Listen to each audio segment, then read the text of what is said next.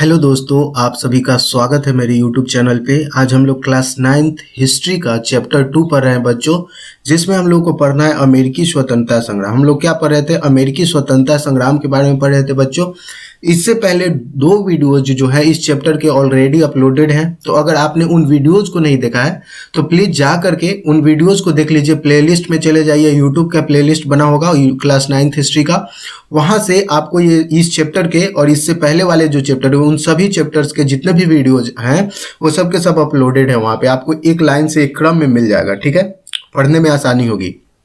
उसके बाद बच्चों हम लोगों ने इस 2 वीडियो में क्या पढ़ा था कि पहले तो देखा था कि अमेरिकी स्वतंत्रता संग्राम का पृष्ठभूमि कैसे तैयार होता है, किस प्रकार से जो है वो अमेरिका को गुलाम बनाया जाता है। उसके बाद हम लोगों ने दूसरे वीडियो में पढ़ा था कि उसके कौन कौन से कारण थे कि अमेरिका के जो लोग थे वो युद्ध करने के लिए, आंदोलन करने के लिए, संग्राम करने के लिए वो लोग आतुर हो गए। मतलब उन लोगों ने अब सोचा, ठान लिया कि अब यहाँ से इंग्लैंड को क्या करना है, भगाना है।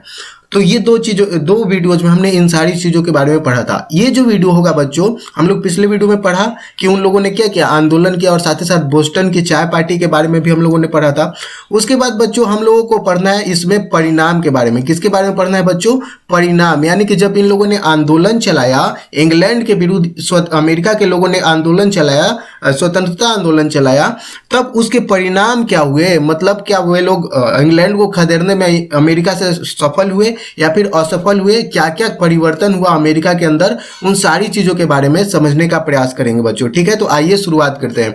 और आगे बढ़ने से पहले बच्चों, अगर मेरे चैनल पे न्यू हैं, मेरे वीडियोस को पहली बार देख रहे हैं, तो प्लीज वीडियो को लाइक कर दीजिए। चैनल को सब्सक्राइब नहीं किया है तो चैनल को सब्सक्राइब कर दीजिए, और अच्छा लगे तो अपने फ्रेंड्स के साथ जितना ज्यादा हो सके शेयर जरूर कीजिएगा, ठीक है। उनको इस चैनल के बारे में जरूर बताइएगा, ठीक है। तो आइए शुरुआत करते हैं। तो देखो बच्चों, हम लोगों ने बहुत सारी चीजें पढ़ी। अब क्या करें यहाँ पे कि अमेरिकी स्वतंत्रता संग्राम को क्या करा कि अमेरिकी स्वतंत्रता संग्राम को विश्व इतिहास में एक विभाजन रेखा के रूप में देखा जाता है। इसके तत्कालिक एवं दीर्घकालिक परिणाम दोनों ही निर्णायक थे। अब बात आती है कि विभाजन रेखा कहने का मतलब क्या हुआ। यहाँ पे एक वर्ड यूज किया गया, विभाजन रेखा। क्या यूज किया गया बच्चों? विभाजन रेखा। क्या करा कि अमेरिकी स्वतंत्रता संग्राम को, यानी कि अमेरिका का जो स्वतंत्रता आंदोलन था, इसको विश्व के इतिहास में, यानी कि पूरे वर्ल्ड के हिस्ट्री में अगर देखा जाए तो एक विभाजन रेखा के रूप में देखा जाता है। अब ये विभाजन रेखा कहने का मतलब क्या हुआ, यानी कि विभाजन रेखा कहने का मतलब क्या हुआ कि अगर हम किसी चीज के बीच में विभाजन रेखा ड्रॉ कर देते हैं तो ये अलग हो जाता है और ये अलग हो जाता है। यानी कि इसका कहने का मतलब ये हुआ कि अमेरिकी स्वतंत्रता आंदोलन ने एक ऐसी स्थिति उत्पन्न कर दी विश्व के अंदर कि पहले से जो चली आ रही स्थितियां थी पूरे विश्व में, यानी कि जो राजनीतिक स्थितियां पूरे विश्व में जिस तरीके से पहले से चली आ रही थी, उस परिस्थिति को मतलब बदलने में सफल हुआ। मतलब एक विभाजन रेखा के रूप में, यानी कि जब स्वतंत्रता आंदोलन हो गया तो विश्व में पहले से जो स्थिति बनी आ रही थी, अब उसमें क्या होने लगा, परिवर्तन होने लगा। यानी कि एक स्थिति ऐसी थी जो पहले से चली आ रही थी, और अमेरिकी स्वतंत्रता, ये मान लो अमेरिकी स्वतंत्रता संग्राम है, तो अमेरिकी स्वतंत्रता संग्राम के बाद पूरे विश्व में एक नए प्रकार का परिवर्तन देखने को मिलता है। तो क्या हम इसको विभाजन रेखा के रूप में बोल सकते हैं कि नहीं बोल सकते हैं? बोल सकते हैं। क्यों? क्योंकि पहले से चली आ रही और एक नया बदलाव लेकर के आया। तो एक ऐसी स्थिति आया कि दोनों भागों में क्या कर दिया, विश्व इतिहास को बांट दिया। मतलब एक नए तरीके से पूरे विश्व में बोल सकते हैं कि एक तरीके से राजनीतिक स्थिति परिवर्तित कर दिया। अब ये राजनीतिक स्थिति कैसे, जैसे देखो, पहले से इंग्लैंड और जितने भी यूरोपियन कंट्रीज थे वो क्या करते थे, लोगों को गुलाम बना लेते थे। लेकिन अमेरिका ने क्या किया, इनको खदेड़ा, दिखाया लोगों को। अमेरिका वालों ने इंग्लैंड को अमेरिका से खदेड़ दिया, वहां से भगा दिया, अपने आप को स्वतंत्र करवा लिया। तो पूरे विश्व के जितने भी कंट्रीज थे बोले कि अरे हमको भी तो ये इंग्लैंड वाले हो गए, फ्रांस वाले हो गए, डच हो गए, स्पेनिश हो गए, पुर्तगाली हो गए, सब लोग हम लोगों को गुलाम बनाए हुए हैं। तो क्यों ना अमेरिका के तरह ही हम भी क्या करें, आंदोलन करें अपने यहाँ, और हम भी अमेरिका की तरह स्वतंत्र हो जाए, जैसे अमेरिका स्वतंत्र हुआ। तो क्या एक तरीके से परिवर्तन हुआ कि नहीं हुआ? तो इसीलिए बोला गया है कि इसको क्या बोलते हैं, विभाजन रेखा बोलते हैं। क्या बोलते हैं कि विश्व इतिहास में इसे एक विभाजन रेखा के रूप में देखा जाता है। समझ में आया? आगे बढ़ते हैं। अब देखो बच्चों क्या करें यहाँ पे कि पहला अगर परिणाम इसका देखें कि इसका क्या हुआ, पहला परिणाम क्या हुआ अमेरिकी स्वतंत्रता संग्राम का, तो बच्चों आप देखिएगा कि ब्रिटेन का एक कीमती उपनिवेश हाथ से निकल गया। ये कीमती उपनिवेश यहीं से सोने चांदी जितने कुछ भी बहुमूल्य वस्तुएं हैं वो कहाँ से प्राप्त करता था अमेरिका, ये इंग्लैंड अमेरिका से प्राप्त करता था और वही सोना चांदी जो है वो इंडिया में ला करके और इंडिया से व्यापार करता था स्टार्टिंग के फेज में।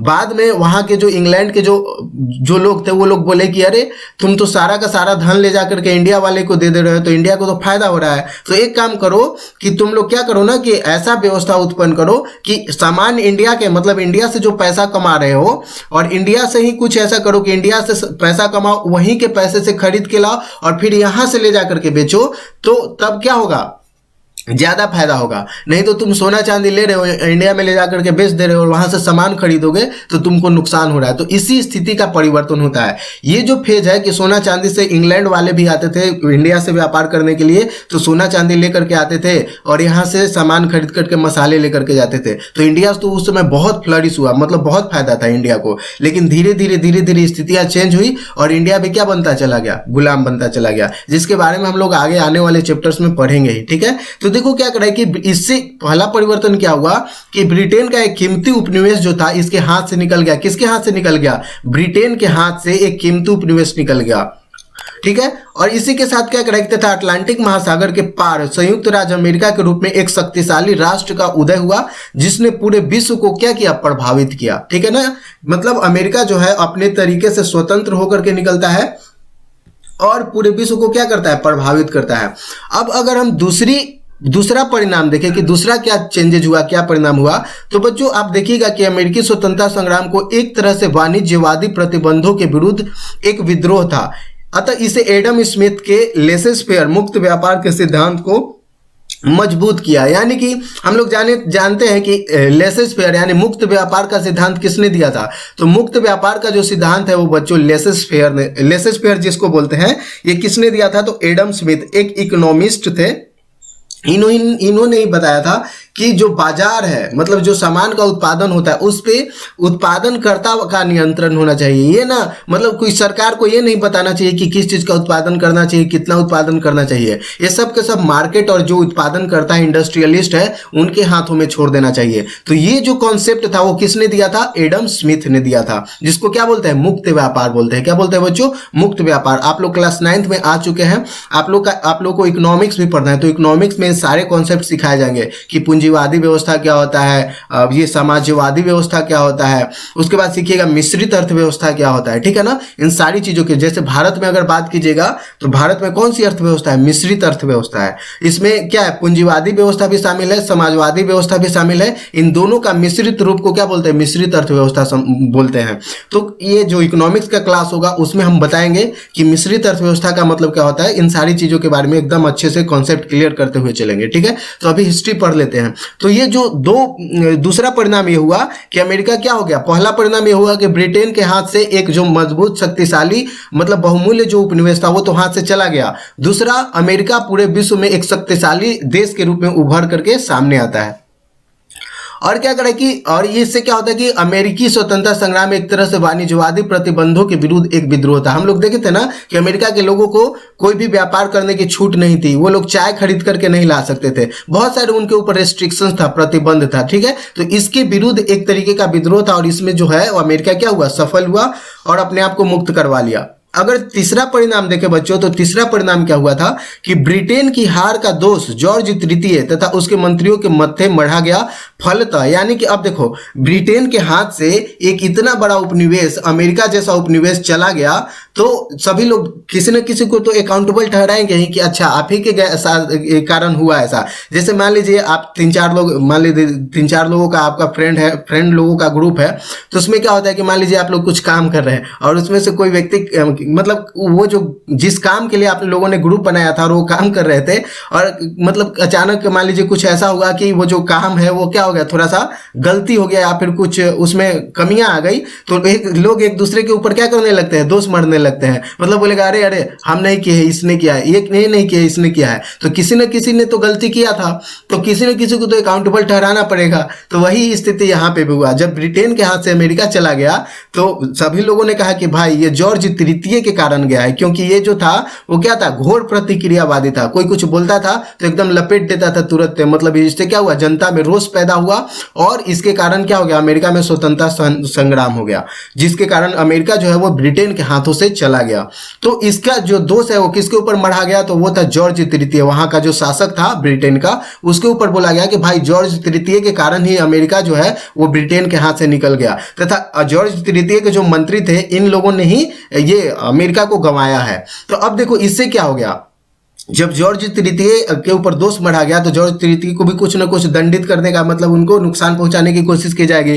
तो इससे क्या हुआ कि तानाशाह बनने का जॉर्ज तृतीय का जो सपना था वो क्या हो गया, चूर हो गया।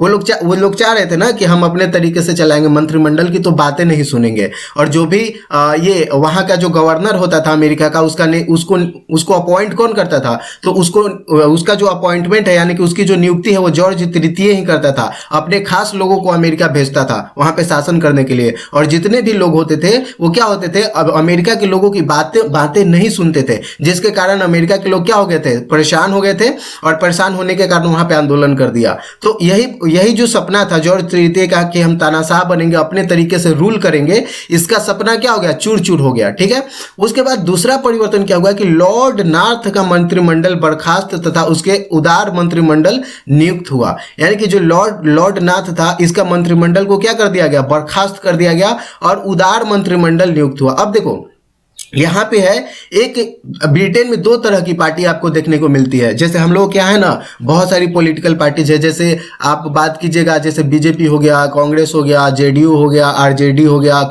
ये सीपीआई हो गया, बहुत सारे पॉलिटिकल पार्टीज आपको आम आदमी पार्टी हो गया, ठीक है ना। तो इस तरीके से बहुत सारी जो पॉलिटिकल पार्टीज है भारत में देखने को मिलेंगे, मतलब जिसका नाम भी नहीं सुने होंगे, वो भी बहुत सारे ऐसी पार्टियां भारत में मौजूद है। ठीक है, लेकिन अगर बात कीजिएगा कि इंग्लैंड में भी तो डेमोक्रेसी है, जैसे हमारे यहाँ डेमोक्रेसी है, मतलब लोकतंत्र है, चुनाव होता है, जनता जो नेता है वो चुन करके आते हैं तब शासन करते हैं, उसी प्रकार का इंग्लैंड में भी है। ठीक है ना, पहले से ही चला आ रहा है।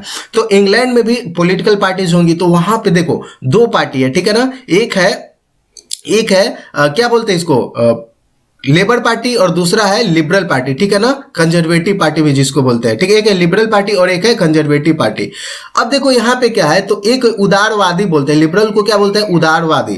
तो ये जो उदारवादी पार्टी है ना, ये क्या कर रहा है कि यहाँ पे इसके मंत्रिमंडल को, यानी कि जो दूसरा पॉलिटिकल पार्टी था इंग्लैंड का, उसको यहाँ पे क्या किया गया, नियुक्त किया गया।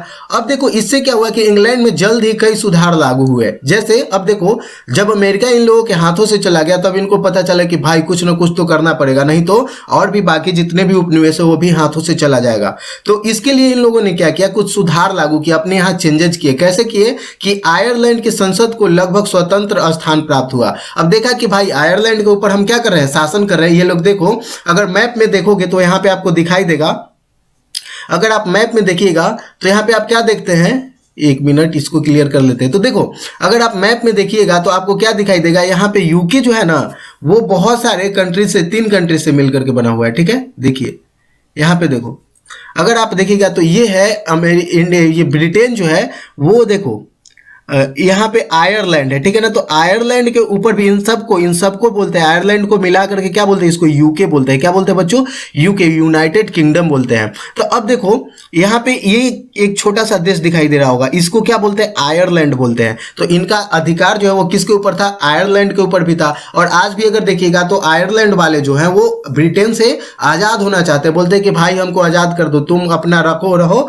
और हमको चैन से जीने दो, हमको छोड़ दो, हम आपके अंडर नहीं रहना चाहते, यूनाइटेड किंगडम में नहीं रहना चाहते हैं। तो आयरलैंड के लोग आज भी अगर देखिएगा तो वो लोग इंग्लैंड के मतलब अगेंस्ट में कोई एक ऐसा ग्रुप है जो क्या चाहता है कि हम इंग्लैंड से आजाद हो जाए, जो कि इंग्लैंड के एकदम नजदीक में है। तो आयरलैंड के ऊपर किसका कब्जा है, ब्रिटेन का कब्जा है। आज भी ये लोग जो है वो आयरलैंड के ऊपर शासन करते हैं। तब इनको लगा कि अरे हमने तो आयरलैंड के ऊपर क्या कर लिया है, मतलब कब्जा किए हुए है। तो अगर आयरलैंड को स्वतंत्र स्थान नहीं देते हैं, जैसे लगभग मतलब क्या है, कि आयरलैंड अपने तरीके से एक स्वतंत्र कंट्री के रूप में शासन करेगा, लेकिन मिल करके रहेगा। किसके साथ मिल करके रहेगा? इंग्लैंड के साथ मिल करके रहेगा। तो इसीलिए जो है वो आयरलैंड को स्वतंत्र स्थान दिया। और ये कब दिया था? तो 1782 ईस्वी में दिया था। कब दिया था बच्चों? 1782 ईस्वी में आयरलैंड को एक स्वतंत्र स्थान दिया, लेकिन उसको स्वतंत्र नहीं किया। ठीक है, ये भी आपको याद रखना है। यूनाइटेड किंगडम में मिल करके वो आज भी रहता है। उसके बाद बात करें, कैथोलिक आयरिश लोगों को मताधिकार मिला। क्या मिला बच्चों? कैथोलिक जो आयरिश लोग थे, इन लोगों को मताधिकार मिला। कब मिला? 1793 ईस्वी में। क्योंकि अगर इन लोगों को अब जो आयरिश लोग हैं, मतलब आयरलैंड के जो लोग हैं, आयरलैंड के रहने वाले लोगों को क्या बोलते हैं? आयरिश बोलते हैं। जैसे इंडिया के रहने वाले लोग को इंडियन बोलते हैं, उसी तरीके से जो आयरलैंड के रहने वाले लोग हैं उनको क्या बोलते हैं? आयरिश। तो आयरिश जो लोग थे, इनको वोट देने का अधिकार नहीं था। ठीक है, तो इसके बाद इन लोगों ने जब आंदोलन चलाया तो बोला कि ना भाई, इनको देना पड़ेगा, नहीं तो क्या होगा, फिर यहाँ पे आंदोलन हो जाएगा। तो इस चीज के लिए 1793 में जो है कैथोलिक लोगों को क्या मिला? वोट देने का अधिकार मिला। उसके बाद बात करें, चौथा परिवर्तन क्या हुआ? तीसरा परिवर्तन क्या हुआ बच्चों? तीसरा परिवर्तन हुआ, आयरिश संसद वेस्टमिंस्टर संसद से जुड़ा। यानी कि जो आयरलैंड का संसद था वो वेस्टमिंस्टर यानी कि इंग्लैंड का जो संसद है उससे इसको जोड़ा गया। और ये कब जुड़ा? तो 1800 ईस्वी में जो है वो ब्रिटेन के संसद से आयरिश संसद को क्या किया गया? जोड़ा गया। और इस प्रकार देखते हैं कि सीमित राजतंत्र और राजनीतिक स्वतंत्रता का वर्चस्व जो है वो बढ़ गया। ठीक है, अब देखो बच्चों, इसमें चौथा परिवर्तन क्या हुआ कि अमेरिकी स्वतंत्रता संग्राम ने फ्रांस को भी प्रभावित किया। यानी कि जब अमेरिकी स्वतंत्रता संग्राम हुआ अमेरिका में, और अमेरिका के लोग जब स्वतंत्र हुए, तो इस संग्राम में लफायते के नेतृत्व में फ्रांसीसी सैनिकों ने भाग लिया। अतः जब वे स्वदेश लौटे तो निरंकुश राजतंत्र के प्रति जनता को जागरूक करने का प्रयास किया, और दूसरी ओर फ्रांसीसी अर्थव्यवस्था को भी बुरी तरह प्रभावित हुई थी। तो देखो ये हुआ क्या कि आप यहाँ पे देखिएगा, एक देश है जिसका नाम है फ्रांस। अगर आप इस जगह पे देखिएगा तो यहाँ पे आपको क्या दिखाई देगा? एक जगह है, इस देश का नाम है फ्रांस। अब देखो, जब यहाँ पे अमेरिका में स्वतंत्रता संग्राम चल रहा था तो इंग्लैंड को भगाने के लिए, जैसे हम लोगों ने देखा था ना कि कनाडा से फ्रांस को खदेड़ने के लिए जो इंग्लैंड वासी है वो सपोर्ट कर रहे थे, तो मतलब अमेरिका से भी इंग्लैंड को खदेड़ने के लिए क्या किया था? जो फ्रांसीसी थे वो भी लड़ रहे थे। किधर से? अमेरिका के साइड से लड़ रहे थे। वो भी चाह रहे थे कि यूनाइटेड स्टेट्स में, यानी कि देखो ये गेम चल रहा था, दोस्त का दोस्त क्या होता है? दोस्त का दोस्त होता है दोस्त, और दोस्त का दुश्मन हो क्या होता है? दुश्मन होता है। तो यहाँ पे देखो ये क्या था कि यहाँ पे फ्रांस था, तो फ्रांस को खदेड़ने के लिए इंग्लैंड वालों ने सपोर्ट किया था, तो फ्रांस यहाँ से भाग गया। उसी तरीके से फ्रांस वाला देखा कि अच्छा हमको खदेड़वाए थे ना दूसरे से मिलकर के इंग्लैंड वाले, चलो अब यूनाइटेड स्टेट्स के लोग इंग्लैंड के अगेंस्ट में लड़ रहे थे, तो फ्रांसीसी जो लोग थे वो अमेरिका के तरफ से इंग्लैंड वालों के खिलाफ लड़ रहे थे। तो जब ये अमेरिका को स्वतंत्र करवा के आए ना, मतलब अमेरिका को जब ये लोग स्वतंत्र करवा के आए, यहाँ के एक नेतृत्व करता थे जिनका नाम था लफायते, तो जब देखा कि अरे अमेरिका स्वतंत्र हो गया, वहां के लोग खुद से शासन चला सकते हैं, तो हमारे यहाँ यानी कि फ्रांस में निरंकुश राजतंत्र है। जैसे लुई 14वां 16वां के बारे में आप पढ़िएगा आगे चल करके, उसके बारे में आपको पढ़ना है। ठीक है, इसी बुक में पढ़ना है। तब यहाँ पे राजतंत्र चल रहा था, वो भी निरंकुश राजतंत्र। तो आप पूछिएगा कि अच्छा ये निरंकुश राजतंत्र क्या होता है? निरंकुश राजतंत्र मतलब क्या है? राजा अपने भोग विलास में मौजूद है, मतलब जनता के समस्याओं से कोई लेना देना नहीं है। तो इस प्रकार का राजतंत्र था। तो ये लोग बोले कि भाई हम लोग को भी यहाँ के राजा को क्या करना पड़ेगा? खदेड़ना पड़ेगा, नहीं तो हम लोग का संकट जीवन जो है वो अच्छे से नहीं गुजरेगा। तो इसलिए इन लोगों ने क्या किया? जनता को जागरूक करने का प्रयास किया। अब पांचवा जो परिवर्तन हुआ कि राजनीति में जनता की भागीदारी का मार्ग प्रशस्त हुआ, यानी कि अब जनता भी क्या कर सकती है? इसमें पार्टिसिपेट कर सकती थी। छठा परिवर्तन हुआ, जनता को धार्मिक एवं अंतःकरण की स्वतंत्रता मिली और तथा मौलिक अधिकारों के माध्यम से लोगों की मूलभूत स्वतंत्रता स्वीकार कर ली गई। सातवां परिवर्तन यह हुआ बच्चों की विश्व की लिखित प्रथम संविधान जो है वो 1789 में लागू किया गया, जिसमें महिलाओं को संपत्ति का अधिकार मिला तथा अधिकार को कानूनी न्याय संगत बनाया गया। अब देखो क्या हुआ कि उसके बाद जो है वो 1789 में अमेरिका में क्या होता है? लिखित संविधान लागू होता है। 1787 में अमेरिका जो है वो कब ये फ्री होता है? तो 1787 में अमेरिका जो है वो क्या होता है? फ्री हो जाता है, आज़ाद हो जाता है। और 1789 में यहाँ पे एक लिखित संविधान आता है, और ये विश्व का पहला लिखित संविधान है। ठीक है ना? तो अगर कोई पूछे कि विश्व का पहला लिखित संविधान कौन है, तो वो है अमेरिका का संविधान। ठीक है, और अगर कोई पूछे कि विश्व का सबसे बड़ा लिखित संविधान किसका है, तो वो भारत का है। मतलब भारत का जो संविधान है वो इतना बड़ा है, इतना बड़ा लिखा हुआ है कि मतलब इतना बड़ा संविधान आज तक विश्व में नहीं बना है किसी का। ठीक है, उसके बाद बात करें कि अमेरिका अमेरिका गणतंत्र बना। 8वां परिवर्तन क्या हुआ बच्चों कि अमेरिका जो है वो गणतंत्र बना। यहाँ पे एक वर्ड आया गणतंत्र, जिसको इंग्लिश में क्या बोलते हैं, इंग्लिश में बोलते हैं रिपब्लिक। क्या बोलते हैं बच्चों, इंग्लिश में इसको रिपब्लिक बोलते हैं। अब रिपब्लिक का मतलब क्या होता है, गणतंत्र। रिपब्लिक को हिंदी में क्या बोलते हैं, गणतंत्र, और इंग्लिश में बोलते हैं रिपब्लिक। ठीक है, अब देखो इसमें क्या हुआ कि जब रिपब्लिक बना तो रिपब्लिक का मतलब होता है कि वहां का जो हेड ऑफ द स्टेट होगा, मतलब वहां का जो सर्वोच्च जो व्यक्ति होगा वो इलेक्टेड होगा, मतलब जनता उसको चुन करके भेजेगी। तो वो जो व्यक्ति होगा वो क्या कहलाएगा, मतलब वो जो देश होगा वो क्या कहलाएगा, रिपब्लिक कहलाएगा। जैसे अगर आप बात करें कि अमेरिका क्या एक रिपब्लिकन कंट्री है, एक रिपब्लिक कंट्री है, इसके अमेरिका एक रिपब्लिक है कि नहीं, इसको ऐसे जांचेंगे कि वहां के सबसे हेड कौन है, राष्ट्रपति हैं। तो क्या राष्ट्रपति का चुनाव होता है, क्या जनता वहां के चुन करके भेजती है राष्ट्रपति को, तो जी बिल्कुल, वहां के राष्ट्रपति जनता के द्वारा इलेक्टेड होते हैं, इसलिए वहां के वो जो अमेरिका है वो रिपब्लिक है। अब बात करेंगे कि अच्छा सर ये बताइए क्या इंडिया रिपब्लिक, इंडिया को रिपब्लिक बोलेंगे कि नहीं बोलेंगे।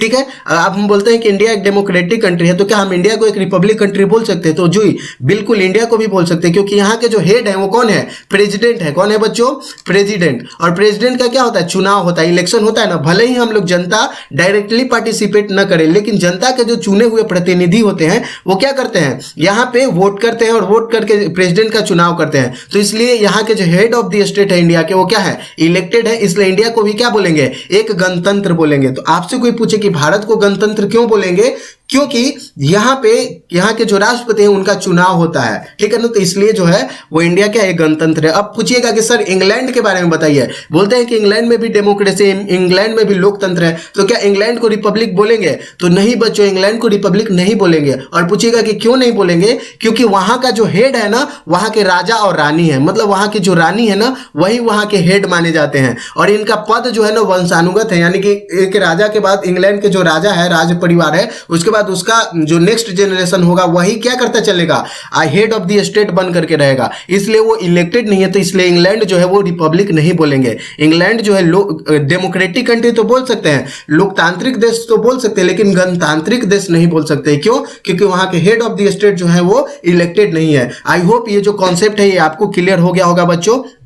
अब आगे बढ़ते हैं और आगे देख लेते हैं कि आगे अगला जो है कौन कौन सा जो है चेंजेज आया। तो 9वां अगर देखिएगा, 9th नंबर में जो परिवर्तन हुआ वो क्या था बच्चों, कि वो था कि वयस्क मताधिकार लागू नहीं किया तथा स्त्रियों को भी मताधिकार से क्या रखा गया, वंचित रखा गया, और मताधिकार का आधार संपत्ति को बनाया गया, जो कि उचित नहीं था। देखो इन लोगों ने एक गलती क्या किया कि जब अमेरिका के लोगों ने अपने यहाँ संविधान लागू किया तो इन लोगों ने स्त्रियों को मताधिकार नहीं दिया, यानी कि जो लेडीज लोग थे, औरतें जो थी अमेरिका के, उन लोगों को वोट देने का अधिकार नहीं दिया। पुरुषों को तो दिया, और बात करिएगा तो पुरुष में भी सभी लोगों को नहीं दिया, सिर्फ और सिर्फ किसको दिया, जिसके पास संपत्ति था ना, ज्यादा संपत्ति, जो धनवान लोग थे, उन्हीं लोगों को वोट देने का अधिकार दिया। लेकिन सोच करके देखो कि हमारा भारत कितना महान है। जब भारत में संविधान लागू होता है तो भारत में क्या है, चाहे वो स्त्री हो या पुरुष हो, कोई भी हो, जो जिन लोगों का एज जो है वो पहले क्या था, 21 वर्ष था। कितना था बच्चों, 21 वर्ष था। लेकिन 1988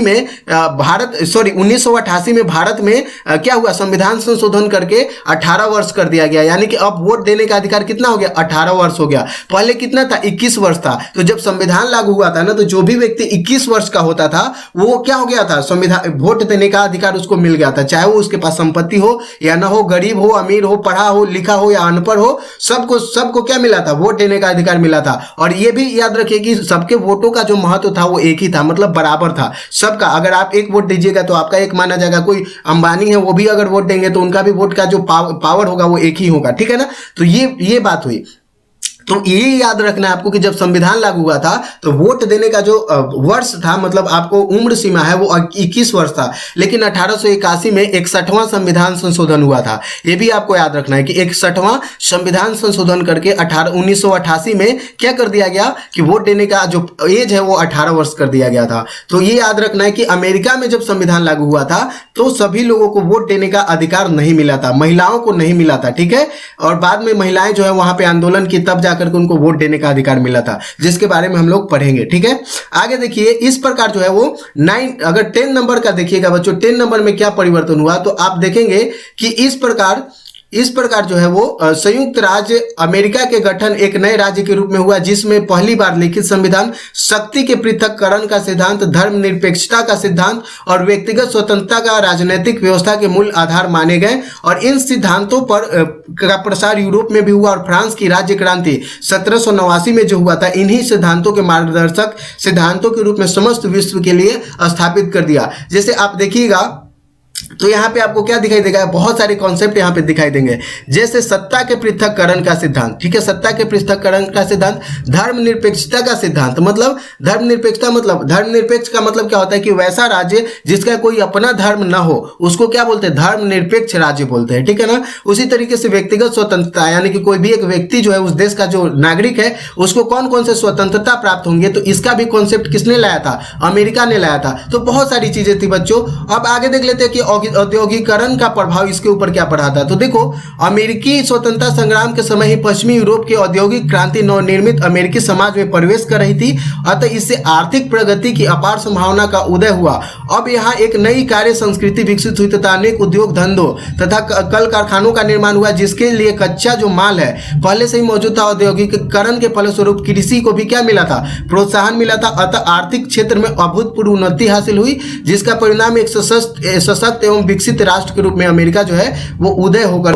हम लोग जानते हैं कि इंग्लैंड काफी शक्तिशाली था, विश्व में उसके कई उपनिवेश थे, परंतु उसे अमेरिकी स्वतंत्रता संग्राम में हार का मुंह क्यों देखना पड़ा। इंग्लैंड की असफलता के निम्नलिखित कारण थे। जैसे इंग्लैंड असफल हो गया तो क्यों हो गया, कुछ ना कुछ तो कारण रहा होगा। तो देखो बच्चों, इसके मुख्य रूप से देखा जाए तो 7 कारण थे। तो पहला अगर देखिएगा कि कौन कौन सा कारण था, तो वो था बच्चों अमेरिकी उपनिवेश अटलांटिक महासागर के पार 300 मील दूरी परिस्थिति, अतः वहां वे समय से सेना और रसद पहुंचाने में उनकी कठिनाई होती थी। दूसरी ओर अमेरिका की भौगोलिक स्थिति अंग्रेजी सैनिक परिचित नहीं थे, ठीक है ना। अमेरिका की जो भौगोलिक स्थिति है उससे परिचित नहीं थे कौन, अंग्रेजी सैनिक। उसी तरीके से दूसरा अगर परिवर्तन देखिएगा तो दूसरा कारण था इंग्लैंड के असफल होने का, वो था अमेरिका की शक्ति को नजरअंदाज किया गया एवं अधिकांश अंग्रेज इसे गृह युद्ध ही समझ रहे थे कि ये गृह युद्ध जैसा है, लेकिन ऐसा नहीं था बच्चों। उसके बाद तीसरा अगर देखिएगा कि उपनिवेश वासियों में एकता एवं उत्साह था, वे स्वतंत्रता के लिए कुछ भी करने के लिए तैयार थे। तो जब कोई भी व्यक्ति कुछ करने के लिए तैयार हो जाए, अपना सब कुछ त्याग दे, तो सोच लेना कि उससे खतरनाक व्यक्ति कोई नहीं हो सकता है।